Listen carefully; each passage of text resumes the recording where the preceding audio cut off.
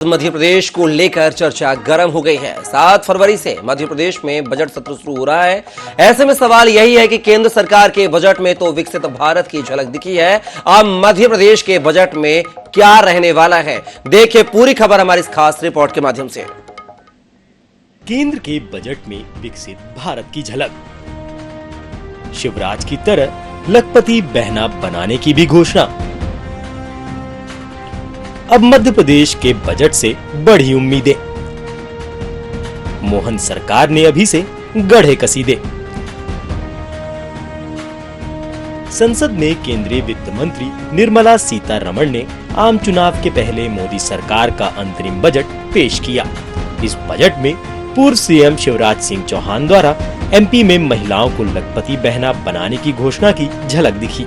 वैसे मोदी सरकार के इस बजट पर बीजेपी का कहना है कि ये गरीब महिला युवाओं पर फोकस है, इसमें विकसित भारत की झलक है।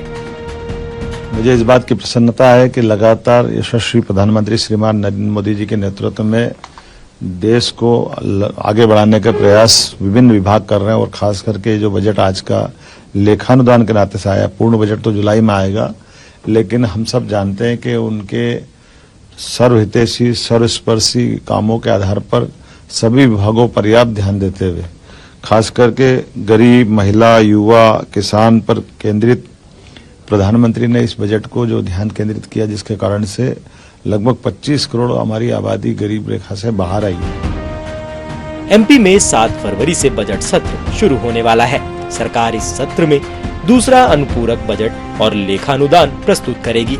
एमपी का फाइनल बजट जुलाई तक आएगा। अब सवाल यही है कि केंद्र सरकार ने इकोनॉमी के लिए जो $5 ट्रिलियन का लक्ष्य रखा है, उसमें एमपी क्या योगदान देगा। गरीब का, किसान का, महिलाओं का और युवाओं का और विकसित भारत का विजन इसमें दिखाई दे रहा है और मुझे लगता है कि सर्वस्पर्शी अंतरिम केंद्रीय बजट है। प्रदेश की पूरी अहम भूमिका रहेगी इसमें। $5 ट्रिलियन जो अपना अर्थव्यवस्था जो बनने जा रहा भारत, उसमें मध्य प्रदेश भी महत्वपूर्ण भूमिका निभाएगा। उधर केंद्र के बजट पर कांग्रेस की भी प्रतिक्रिया आई है। कमलनाथ का तो कहना है कि ये झुनझुना है। इस बजट में युवाओं के लिए कुछ नहीं, महिलाओं के लिए कुछ नहीं, किसानों के लिए कुछ नहीं, कमज़ोर सेक्शंस के लिए कुछ नहीं।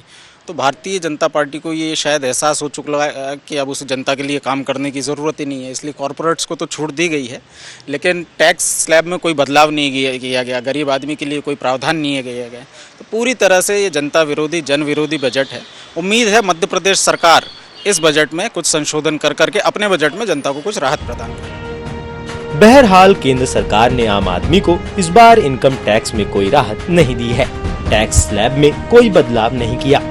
इस बार बजट में कुछ भी सस्ता या महंगा नहीं हुआ है। Bureau report, INS 24/7 Bhopal.